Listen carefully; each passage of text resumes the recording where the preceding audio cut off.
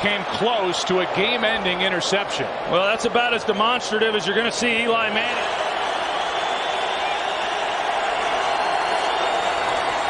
Pressure from Thomas off the edge. Eli Manning stays on his feet.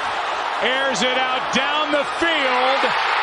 It is caught by Tyree. Inside the 25 and a timeout taken.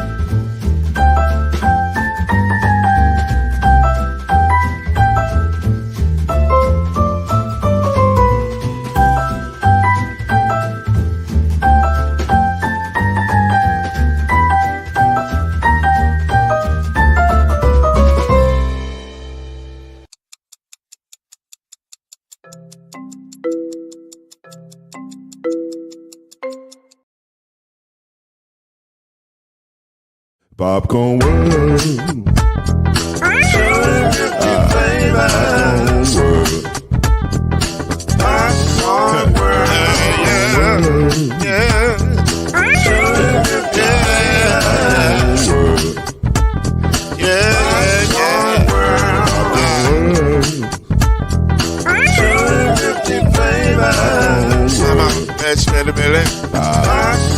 World.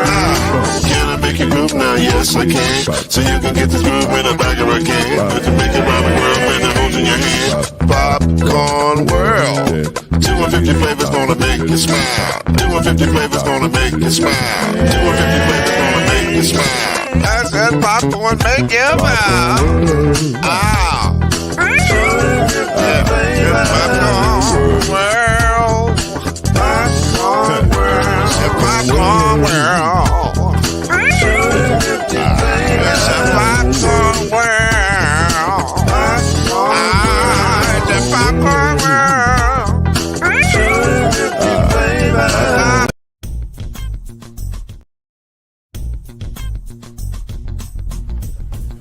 You're You're now listening to the Brothers of the Five. At shooting guard, it's your boy, Killer Cam. At small forward, it's Reggie Love. At point guard, C Major. At power forward, I'll be. And at center, Mr. Noise, Lloyd Spence. And now, the Brothers of the Five. 2 games on as we speak right now. One started at about 7:30 Eastern time, I guess it was. No. Yes, 7:30 Eastern time. That's right. The Magic and the Cavaliers, they are in the second quarter right now. 2 minutes left to go. The score is 53-39. All over the Magic right now. Magic trying to battle back in this game. The young Magic's team trying to get back in this game. But the Cavaliers are playing some good basketball tonight. And then over on TNT, that was on NBA TV, by the way. Over on TNT, the 76ers and the Knicks are at it again. About to end the first quarter in about 3 seconds or 10 seconds, depending on what you're looking at. If you're online, the online is way ahead of the the regular. But they're up 25-18 about to end the first quarter. We're about to start our show because that's what we're doing right now. I am Lloyd Spence. That is my brother from another mother. I call him little bro. It's Chad Major. And he's in here asking you to pray. Nothing wrong with some prayer, especially if your team is losing. I'm going to be praying tonight. I wore this shirt for a specific reason. Yeah, definitely. Yeah, I'm going to be praying tonight for sure. So, a lot of good stuff going on. We're having a good time already. NBA playoffs are up and at them, people. And shockingly, we started the NBA playoffs 8-0 for the home team. Root for the home team. And they are out on fire right now. If you got home court advantage right now, you're killing the game. 8-0 for the home team. And so the only team that even got close to a victory this weekend, because most of the games were, I guess, like blowouts, I guess. For the most part, yeah. For the most part. Yeah, so I don't know. It was I think the closest one was like New Orleans.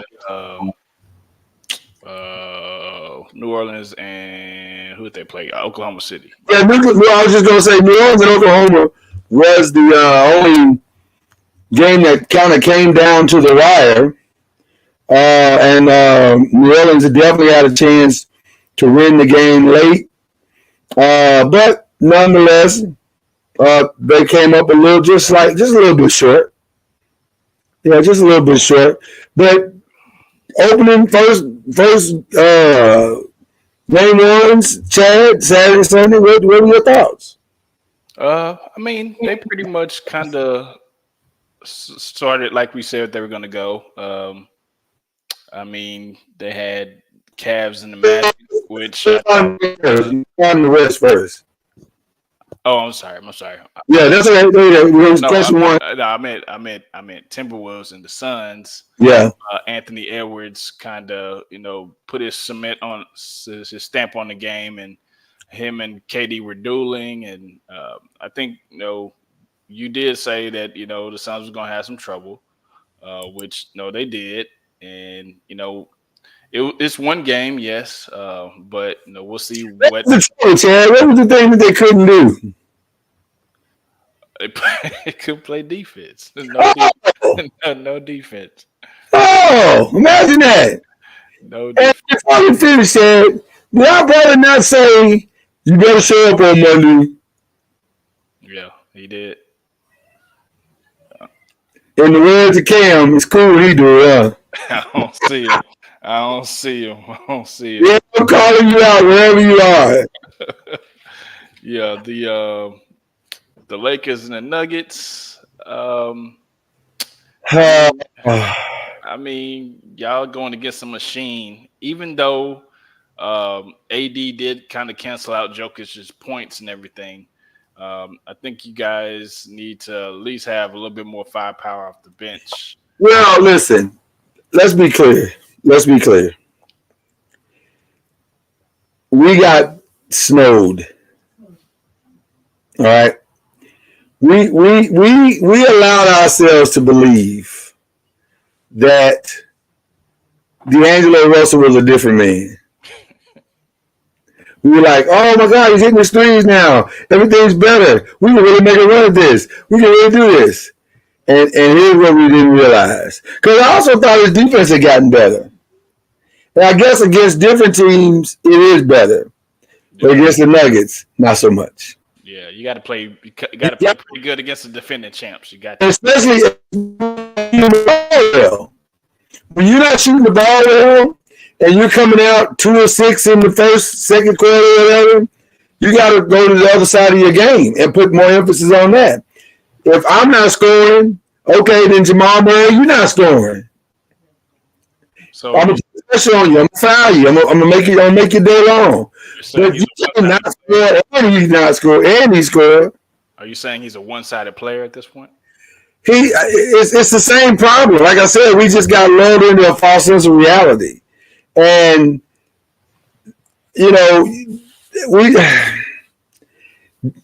D'Angelo has to play both sides of the court and give us something on both sides of the court. He has to. Yeah. Well, we're gonna lose this series. It's that simple. Y'all did have also a terrible third quarter too. That was also we did, but that's part of the problem. Like everybody, the bench has to step up. The entire bench has to step up. It has to understand that there's 2 quarters. I mean, there's 2 halves to the basketball. There's 2 sides to the court. We got to commit to the whole thing. You cannot just play one thing. Listen, we got 32 and 14 from Anthony Davis. We got 27, 8 and 6 from LeBron. And the others got to step up. The others. Everybody else got to come. We even got 11 points off the bench from Taurean Sprints. So he even did his job. Everybody else got to step up. Everybody. Ring, D'Lo, Austin, everybody has to step up. Dinwiddie, Gabe Vincent gave us nothing. Everybody's got to step up. Now I'm hearing that Christian Wood is supposed to be back tonight. That'll be interesting to see if we can throw another body at Jokic. Not that it really matters who we throw at Jokic, but I'm going to tell you something else that I'm not happy about. I don't want to turn this into a Laker thing because there's other games going on beyond the Lakers. But I will say this. I think we have to make a firm decision who we're selling out to beat. And I think you got to just let Jokic do what he do. Just let him do what he do. Yeah. But you can't let Murray beat you and Jokic. You can't let – I love the way he started the game. 2 quick fouls on Aaron Gordon. Got him sitting on the bench. I love that. Pressure Porter. Porter was struggling at first.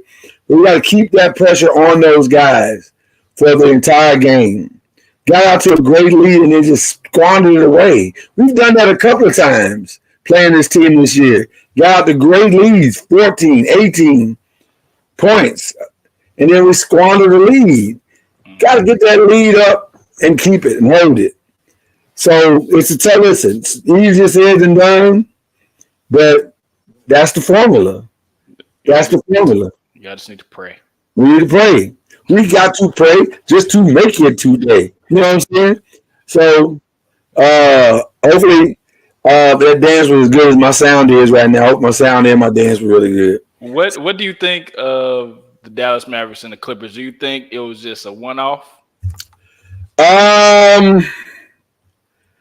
Or are they like that? I will answer that the same way I'm going to answer the East reaction, because we can just do both. I don't know why we just didn't do 1 and 2 together, but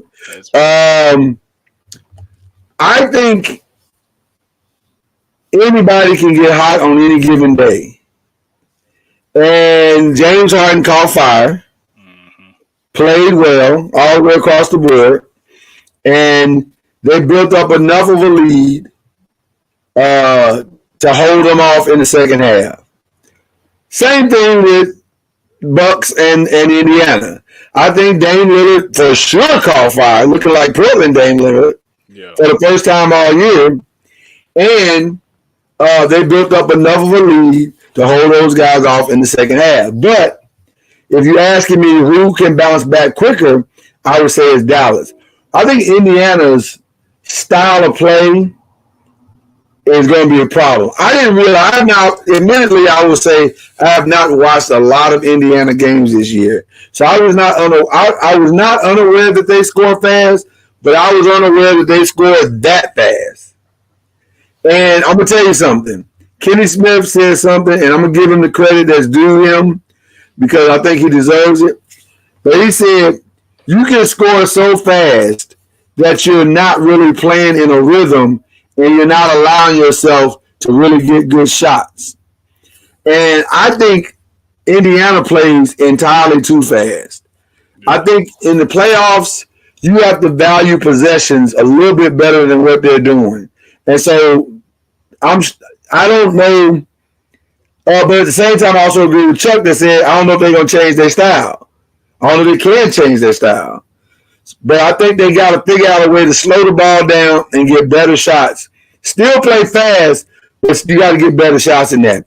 And the same thing with Dallas. They got to get better shots. Luka and Kyrie got to figure out how to get the bigs involved early and then do what they did. And I think they can bounce back. What do you think? Pacers didn't get anything from their bench. They didn't get anything from their bench. So I think that's going to be the thing in this whole playoffs with all these teams. What can you get from your bench? Yeah. Because, the 5 starters, they're going to do what they do, but it's going to be the bench is going to be able to probably determine the wins and the losses on this thing. So speaking of bench, Dallas does have a deep bench. They just have to show up. Like you said, they're going to have to get Gafford involved. They're going to have to get Lively involved because, Luka's going to he's going to give you a consistent 20+. Kyrie can give you a consistent 20+. It's going to be like all these other teams. The others is who's going to show up because, that's the catalyst because you're not going to want to wear your starting 5 out. So somebody's got to give you something at this point. If Jones is going to start, he got to score. Yeah. He got to score. He can't go over. Yeah. Gafford's got to give you more than 3. Hardaway's definitely got to give you more than 6. The young buck Lively, maybe it was nerves, chalked it up to nerves. Maybe he got it out of the system now. But yeah, you got to get something out of your front court. Yeah. Your front court combined to give you 14 points. That's not good.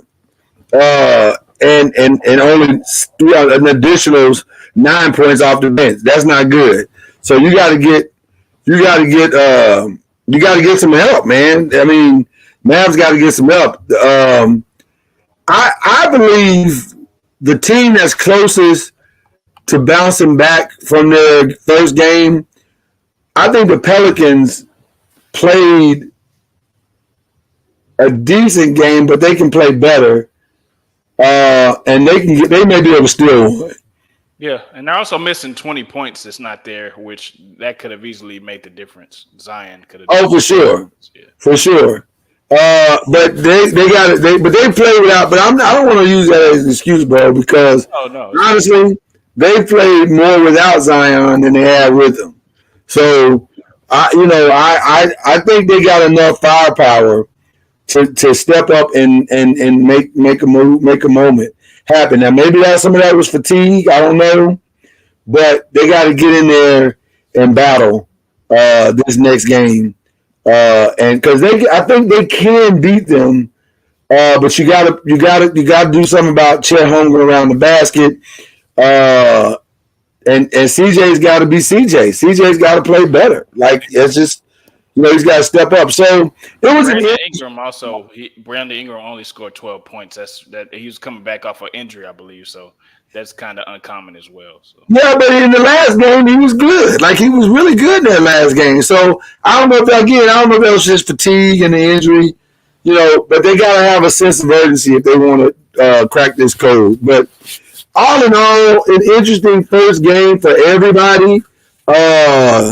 Tonight, as started off, very interesting with Cleveland kind of dominating Orlando right now, up by 14. And then at halftime, and then Philly is up on the Knicks by 7, looking to try to steal that one there, get their one tonight. So everybody's, battling and trying to make it competitive. So an interesting first game for everybody. But I don't remember the last time the first round, all the home teams won the first game. I don't remember the last time it happened. That was wild to me. I was like, wow, all home teams won. That's crazy. But we'll see where it goes after tonight. So that's questions 1 and 2.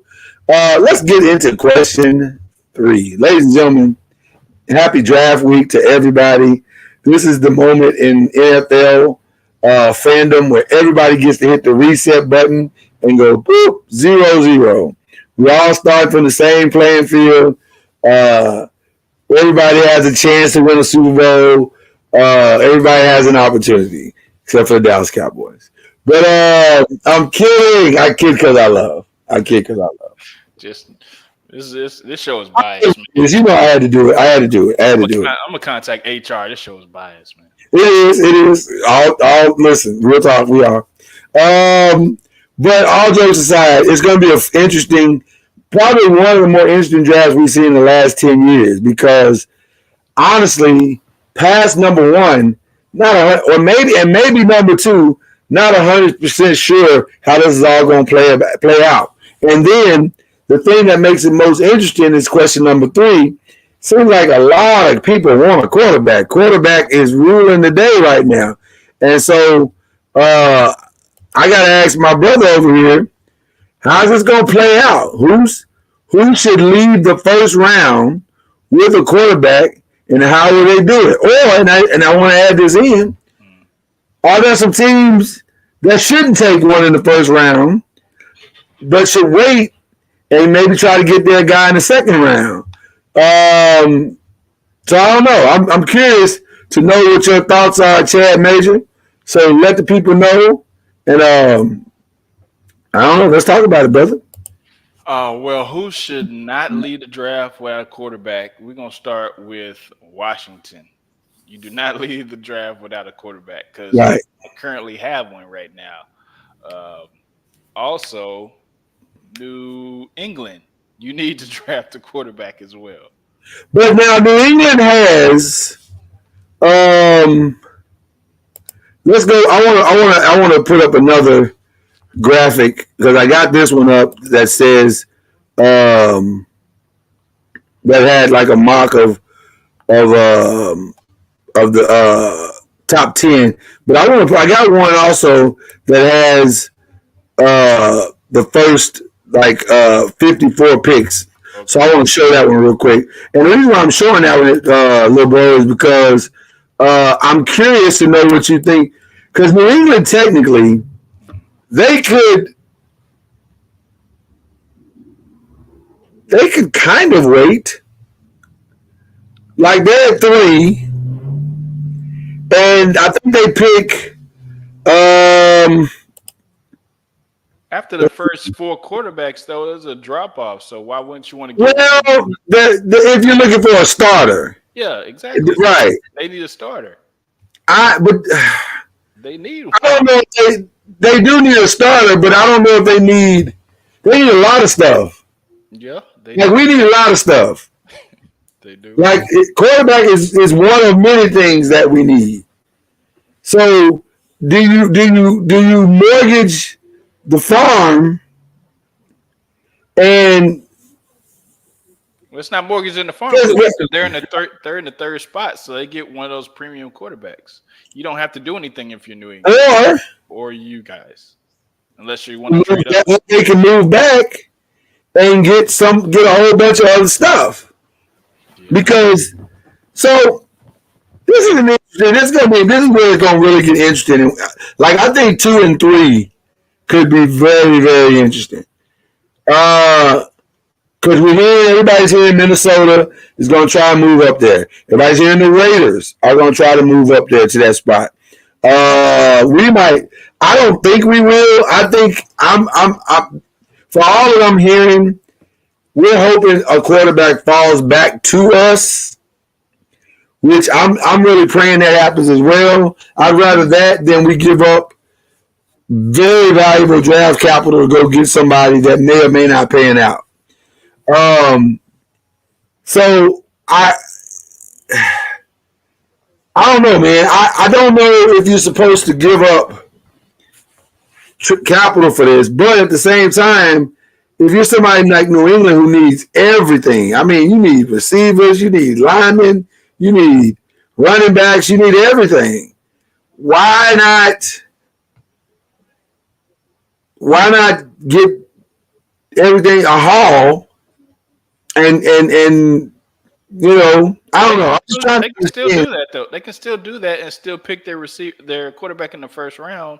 They still have other picks that they can maneuver and place different places to get what they need. But you want to start out with the quarterback, don't you?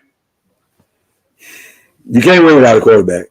Yeah, you want to take care of that first. You can't win without a quarterback. It's supposed to be your leader in the locker room and a leader on the field. So you may want to cement that. It's definitely going to be a rookie at this point, but you definitely want to have that sold up. Well, let me say this. I think they should take a quarterback. The Washington Commanders for sure should take a quarterback. I don't even know why Drake May, with all due respect to Drake May, I don't even know why he's even in the conversation. He's not ready. I watched Drake May all season long as a journalist with Believe in the ACC Thursdays at 8 a.m. Central, 9 a.m. Eastern. Shameless plug. Shameless plug. Just shameless. I watched Drake May all season, and with and without Tez Walker, he needs work. Honestly, the best quarterback play in the ACC this past year came from Jordan Travis, and you could argue Riley Leonard when he was healthy. Like, Drake May was a distant third, maybe even fourth. Now, if you're talking about upside and potential, I get that. I get what people love about him, but I don't know if I love him enough to take him in the top 5. As a Giants fan, and you talk about Travis, would you take a flyer on him in a later round, have him get healthy, and then see what he has? I mean, it can't hurt if he's the best at that spot when we pick, maybe. Or do you want to just get rid of Daniel Jones altogether? Or do you want to just get rid of Daniel Jones altogether? Well, listen, however it plays out, I think Daniel Jones is on borrowed time. The tricky part about us is us in New England have the same problem. We got a lot of needs. We clearly may need another running back because, you know, we made a decision on that, which I'm not mad at it, but I'm just saying we made a decision on that. So, while I like Devin, and I think Devin will play well in his offense, it wouldn't hurt to have somebody else back there as well, which we'll get into some of that in just a minute. But I know we need a quarterback. I just don't know how I feel about any of these guys. Like, beyond Jaden, and really, honestly, the guy that I really want is the one with the highest X factor, which is Michael Penix, because I think he can really play. But I understand why he's fallen in the draft, because, you know, there's so much uncertainty around him. Now, having said that, if we could get some stuff at 6, a great player. To me, the ideal circumstance for my school, you might make me rest the question, because we're going to actually talk about that in just a second. But, okay, so you said New England and the Commanders are your top 2 needs quarterback. Yeah. I say I agree. Chicago's got to finish what they started. But you know what else needs a quarterback? Minnesota. Yes, they do. They do. Minnesota got to find a quarterback. They do. Denver, I guess, found their guy, Zach Wilson, today, I guess. I don't know what that was about. But that's not a find. That's not a find at all. I think they still draft quarterback. But why do it if you just – because that was crazy. That was a crazy trade. I was like, Zach Wilson? Really? I didn't get it, and I still don't get it. But if they do that and don't draft the quarterback, I don't know what's going on. Do you just like guys with the last name Wilson? Is that what this is about? I don't understand what's happening right now. Maybe he can control this one. That may be it. I guess. I don't know. That was a wild trade today. I didn't understand that at all. And the Raiders need a quarterback. The Raiders are saying, or the rumor is the Raiders are going to try to get this number 2 pick from Washington or New England. But what are you going to have to give up to get it? And then is the guy you want going to be there? They want Jaden Daniels. Well, if they draft up to number 2, I would assume he will be if we say Caleb Williams is the number 1. Well, if you can get Washington to give him up, then okay. But why would Washington do that? The haul would have to be considerable for if I'm Washington for me to give up on a guy that could be the next Lamar Jackson. Yeah.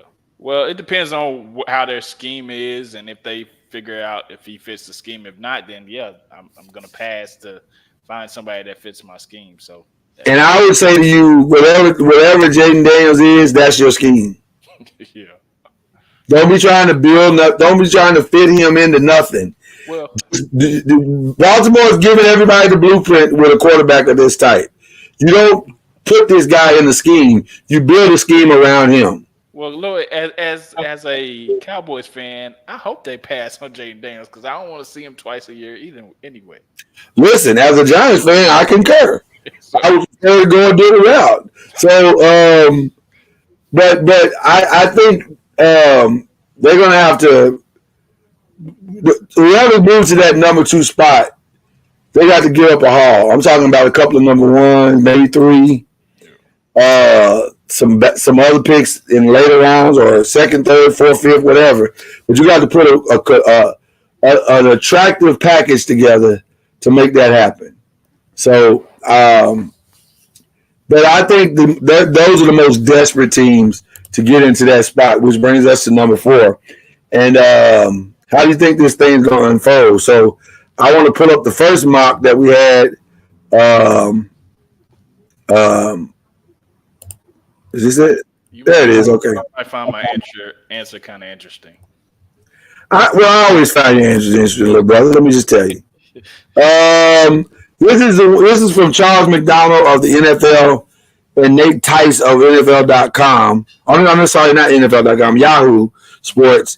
And a lot of these are pretty much falling the same way. There's a little bit of variance in that first round, but not much. But Caleb Williams going number 1, Jaden Daniels number 2, Drake May 3, Marvin Harrison 4. They're saying a trade with the Chargers, and J.J. McCarthy gets taken by his boy well, not his boy, actually. They trade. His boy trades, gets a haul for him, and then he goes to the Vikings. Then that would leave us, the Giants, with Malik Neighbors, Rome Uduze to Chicago, giving them their second receiver or their go-to receiver to pair with Caleb Williams. Brian Thomas, and then Joe Alt, who a lot of saying is the best lineman in this draft, and Troy Fatanu would round out the top 10. Agree, disagree? I have some differences. In there. Okay. I have Caleb Williams at 1. Okay. Jaden Daniels at 2. Okay. Drake May at 3. At 4, I got a trade. Between Arizona and New York, which yes. Which Okay, for who? y'all move up to get J.J. McCarthy. Mm. And then 5, I got Marvin Harrison Jr. going to the Chargers because they need a wide receiver. Which will leave Arizona with Malik Neighbors. Well, Arizona would get Rome Odunze Oh, you think they like Romeo Duze better than Neighbors? at number 6. Yes. Wow, you shook it up a little bit. Yeah, and then we got Aud at 7, Quinion Mitchell at 8. I got Brock Bowers going to Indianapolis because Richardson needs a safety blanket, and that would be a perfect safety blanket. And then I got J.C. Latham at the Jets. Okay. J.C. Latham is the He's a lineman. lineman, which is what they need. They're lineman from Alabama, right? Yeah. Yeah, which is what they need. They need a lineman badly. Yeah. Way more than they need receivers and tight ends. Because a lot of these mocks are having Brock Bowers go to the Jets. I don't understand that. Because to me, they don't need that. They need a lineman. They need somebody that can block. Exactly. J.C. Latham is a good choice. Chofa Tunatu is a good choice. I definitely would go a different route if I was the Jets. I would go lineman and try to steal some late receivers in the back end, the draft or whatever. Mine is pretty much. I think the person that's going to make the trade is the Patriots. I think the Patriots are going to make a trade. I think either the Vikings or the Raiders are going to go up there and try to make that trade with Washington. I think Washington is for sure open with business, which is why I think they brought the 4 quarterbacks in last week because they're saying if one of these guys gets this trade right, we can live with this quarterback. And so Michael, they got to get a quarterback. They cannot leave the first round without a quarterback. So to me, it's more likely that Michael Penix ends up in Washington. And Minnesota ends up in that 2 spot taking Jaden Daniels. I think Jaden Daniels is going second. It's just a matter of who. It's just a matter of who. Then after Jaden Daniels, I'm going to say that 3rd pick in the draft. If they're sold on Drake May as a starter, then it's Drake May. I just don't see how you would be if you're New England. But I think that's why New England, because he's not a day 1 starter, in my opinion. And so I think you don't waste that pick on a guy who's not a day 1 starter. The only reason why you take a Drake May is if you think he's a day 1 starter. I don't think he is. Yep. I think the ranking of the quarterbacks is Caleb, Jaden, talent-wise Michael, then JJ, and then Drake, followed by Bo Nix and whatever. So I can see. I feel like Marvin Harrison is a lock for Arizona unless they get blown away by something. Mm-hmm. But I think he's an Arizona Cardinal. What we're gonna do? Let me ask you before I answer that question. What are y'all gonna do? I feel like, and I've been saying this for weeks now. Graham Barton out of Duke plays all 5 line positions.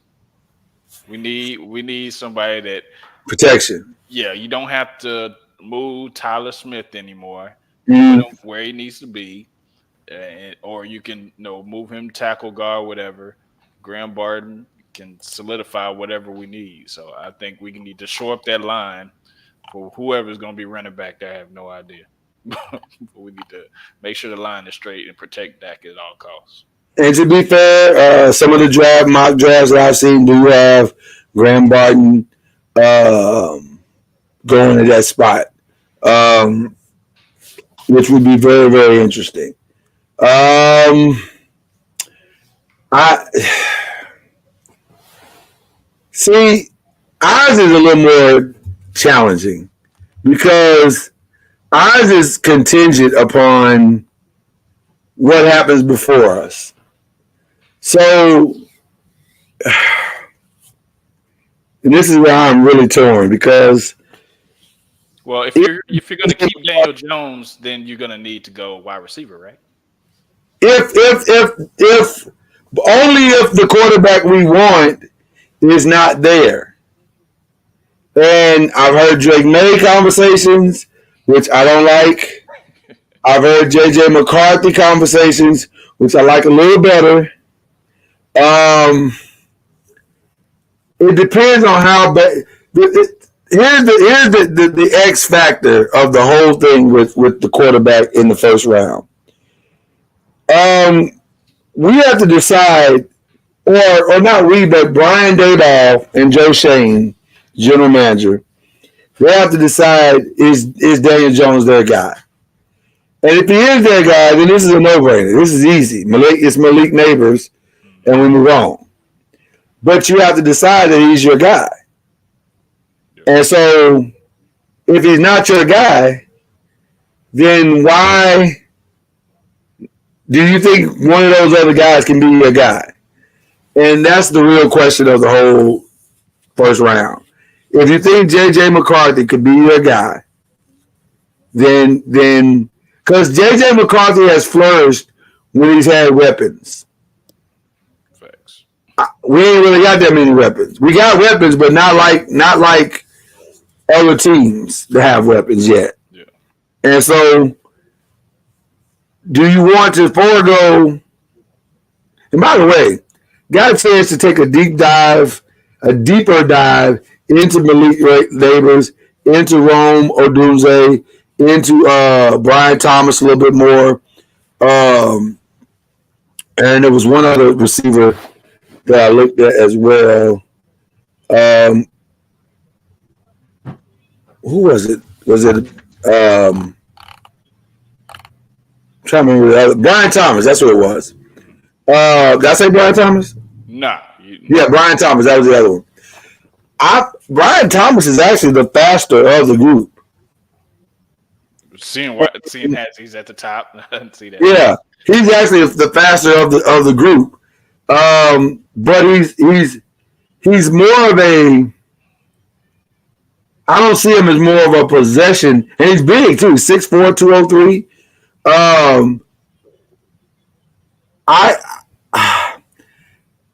I see him more of a. He's not a possession receiver to me. He's more of a speed guy, straight down the seams, skinny post kind of vibe, and he can get open that way. So you already have that in the receiver we took last year. So to me, you don't take him. Malik Neighbors is what we need because we don't have a true possession receiver that can open up the field for everybody else. So I would like, if we're not going to take J.J. McCarthy, or we don't feel like he's our guy, then it's for sure got to be Malik Neighbors, and we live with that result or whatever. That take that you had as far as JJ going to the Chargers and possibly Herbert getting traded, that's very interesting. That's very interesting because McCarthy has been with Harbaugh, and so he's probably going to know what system he runs, and it'll probably be an easy transition. But that Herbert going to whatever team, that could be. Well, I wouldn't say Herbert would get traded. Oh, okay. I'm just saying maybe Harbaugh takes his guy and let him study for a minute. Sticks him on the bench and says, "Hey, man, if you can't run my system, I got a plan." So I don't know. I want to go to both our teams and show kind of what. Tell me what you think your guys are going to do. Tell me what you think your guys are going to do. What do you think the Cowboys, or how close do you think they're going to get as far as the projections of the draft that we're seeing?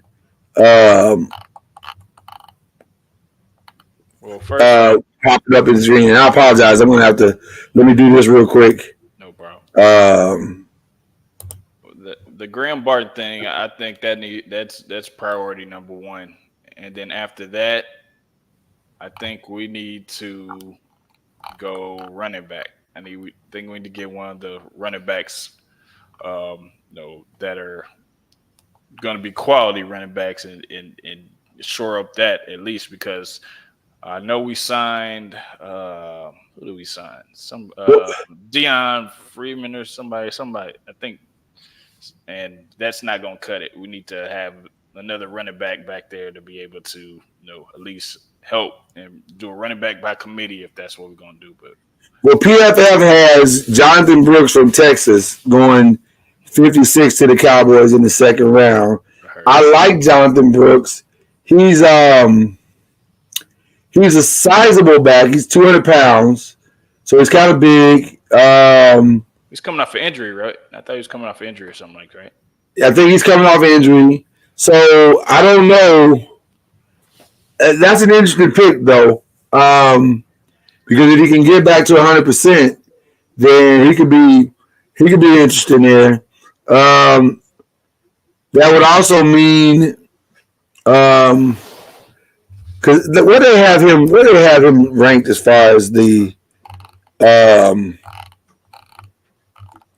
running backs are concerned? I'm curious. Let me go back to. I'm going to go over to the draft results or whatever. As you can see on this, probably within the next 5 or 10, I would think. I'm not sure. The other running. Yeah. As you can see, this mock has us in the second round taking Bo Nix. How you feel about that?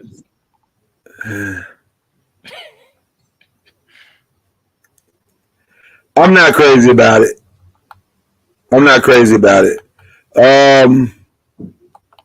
So in this mock draft, well, not in this mock draft, I was looking to see if he was part of the combine participants. He did. Oh, that's right. He didn't run. That's right, because he was injured. So I don't know. I'm interested. I'm curious to see what happens with this particular selection or whatever. Bo Nix going to us. Let's go to the third round real quick.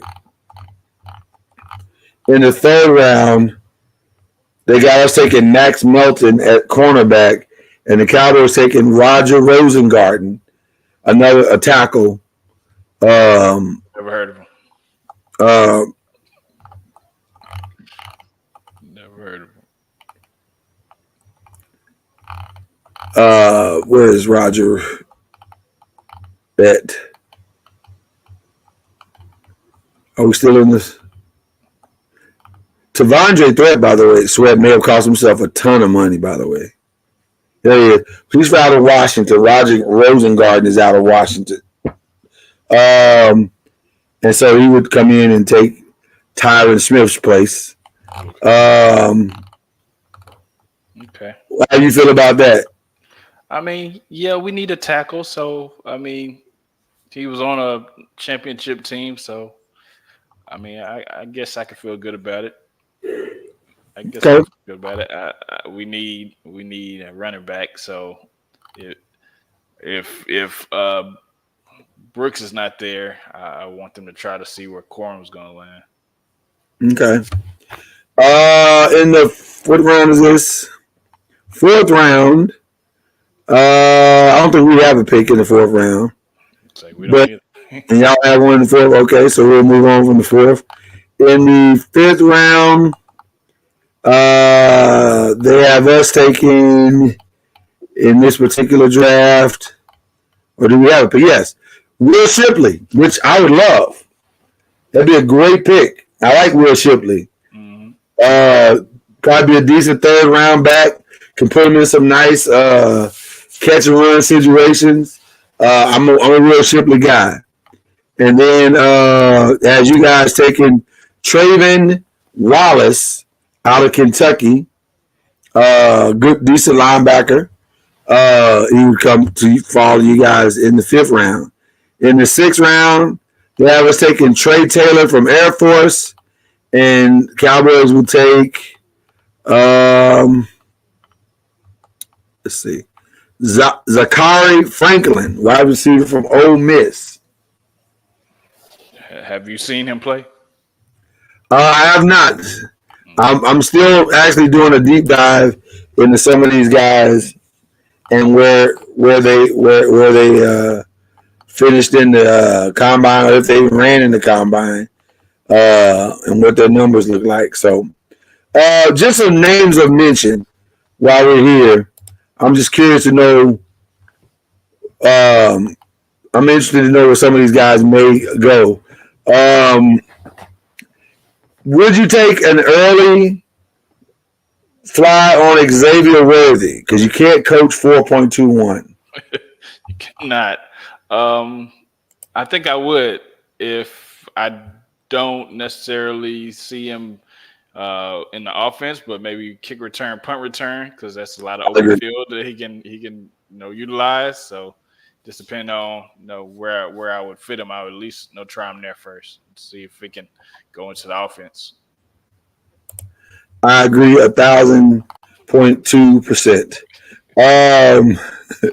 So I think there's just some guys that are coming out that you just got to say, I'm just going to see how this plays out. Yeah. Because this guy's too good. No, don't want your boys, Jared Verse, to come up and get Jared Verse. No, I love Jared Verse personally. No, I think we got other pressing. I mean, if he's there, yeah. I just don't. We don't necessarily draft a lot of Florida State guys for whatever reason.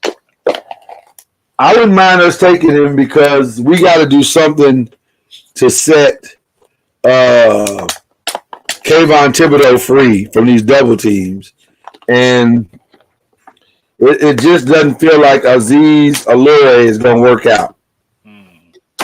So we got to figure something out with that and get something else in there. I don't know.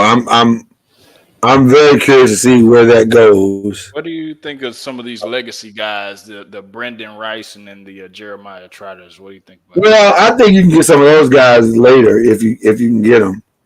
I don't think you got to go up and get anybody as far as that's concerned. I wouldn't mind getting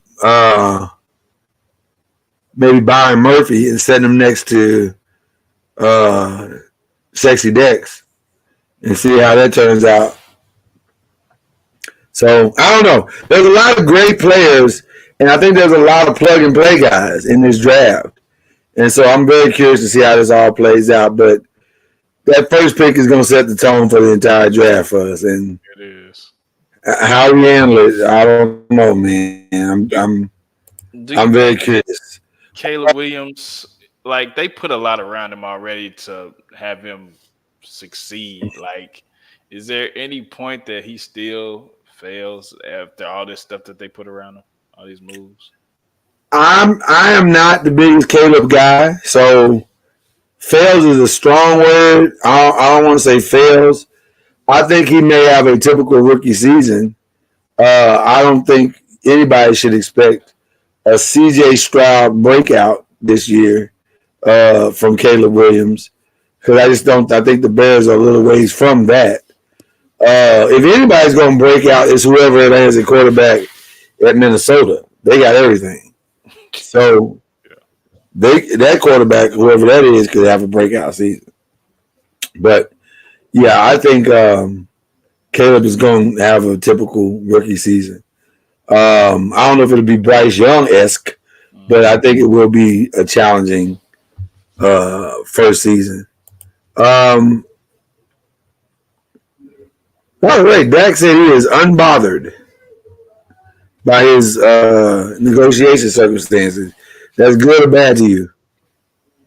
I mean, he can go either way. I mean, what is he supposed to say? He's not gonna voice his frustration out in the media. He's never been that dude. So Okay. I mean, I don't. They're either gonna pay him or they're gonna not pay him, or somebody else gonna pay him. So I think he's probably in a good position. He's thinking that they'll pay him or. He's not in a good position. He's in a phenomenal position. Yeah. The worst thing that could happen to Dak Prescott this year is that they pay him $55 million to play out the rest of this season, and he goes somewhere else and makes even more money. That's the worst thing that could happen to him. Yeah. So we'd all like to be sitting in that spot. Yeah. So we strangled hold for this time being. So yeah, you did. Currently, the Cleveland Cavaliers feels like they're about to go up 2-0 on the Orlando Magic. They're 74-60 with about a minute left in the third. It's halftime on TNT with Philly and New York. Philly up 53-49. What we will do is pick 5 other games and tell you what we think is going to go down in our game 2 picks. So we'll break it all down like this. Let's go Timberwolves Suns. So let's tie it up. No. Timberwolves again. I agree. 2-0. Let's go Nuggets Lakers. You pray that y'all do it, but I don't think so. I think y'all go down 0-2. 0-2. Yeah. I'm contractually obligated as a fan to say 1-1, but I say it with great trepidation. A lot of things got to go right. They got to play a lot better than they played the other night. But I'm going to say 1-1. Clippers Mavs. I think that game 1 was fool's gold, so I'm going to go Mavs. Okay. Mavs get back on the right side of the ledger. I think so. I am going to agree. Jason Kidd is a hell of a coach. Although Ty Lue is one of the best doing it right now. I'm gonna say Jason matches wits with Ty Lue and they tie it up. Is that 3? That's 3 games? 3 games? Let's go Bucks Pacers. I think the Pacers are not going to let Damian Lillard go off again, so I will go Pacers this time. They're not going to let him go off? They're not going to let him go off, and I don't think anybody else is going to go off. So, okay. And you think there's somebody that can stop him from going off is what you said? I just don't think it's going to. I mean, it's going to be a team effort. It's not going to be one singular person. I was going to say, because it's not going to be one singular person. All right, it's going to be interesting to see how that unfolds. Okay. I'm going to say the demise and the struggles of Dame Lillard have been greatly exaggerated. And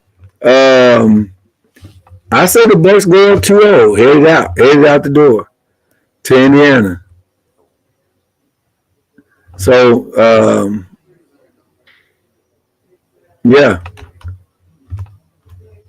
Is there any? All right, ladies and gentlemen, those are our pick 5 picks. Come on, man, give me some shout outs this week. What you got? Oh, no, that's not. I'm sorry. Yeah. Thunder and Pelicans. I forgot. I will go with the Pelicans to steal one.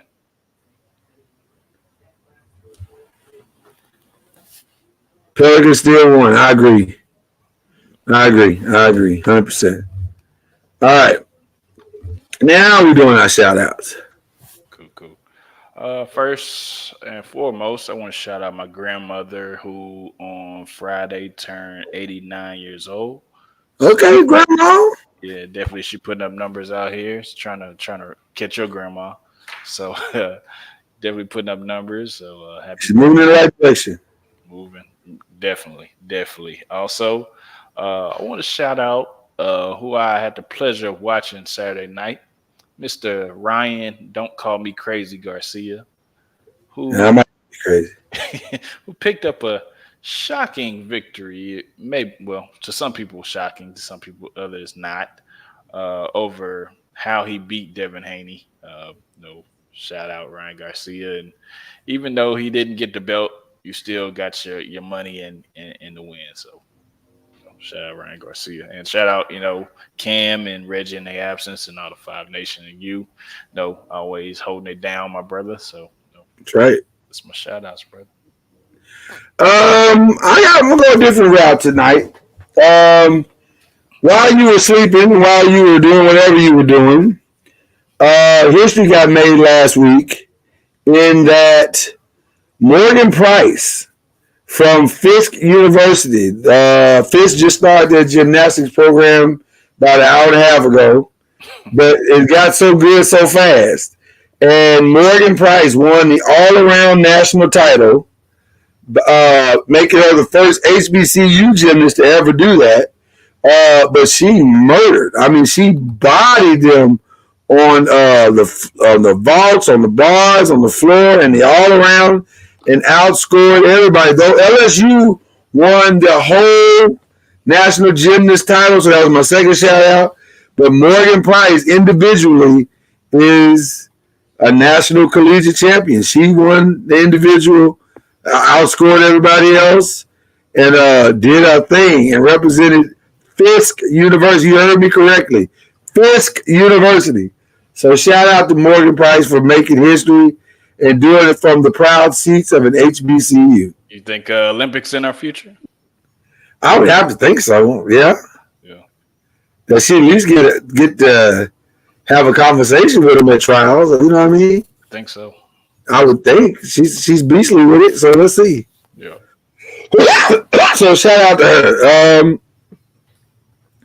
And shout out to you, Chad Mason, for holding it down as you always do, brother. Likewise. I definitely appreciate you, and I appreciate the Five Nation. Oh, I forgot. I got another shout out. I forgot, man. I forgot. Talk to you, man. If I could squeeze one in. Shout out to the United States men's basketball team.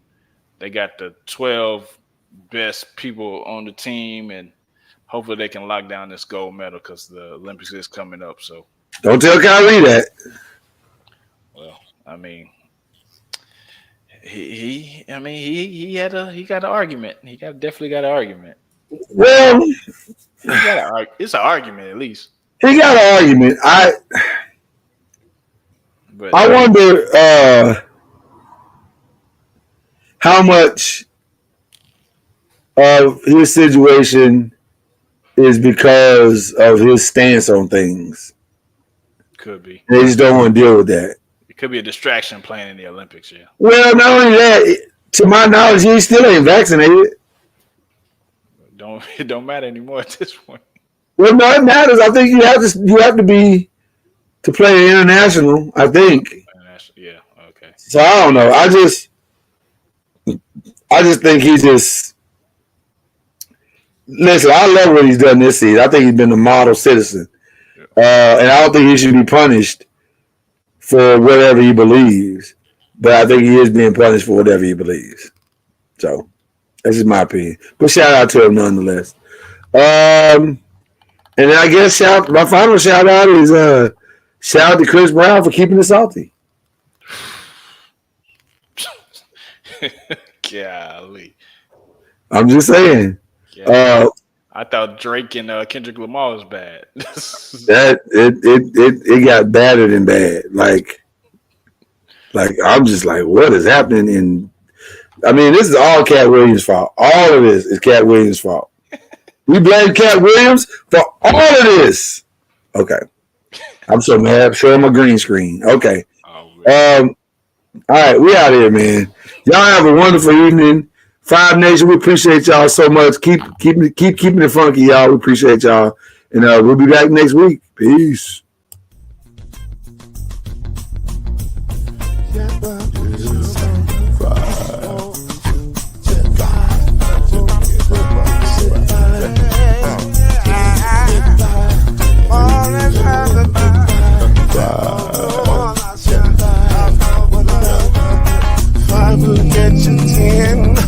When you're plugging in with the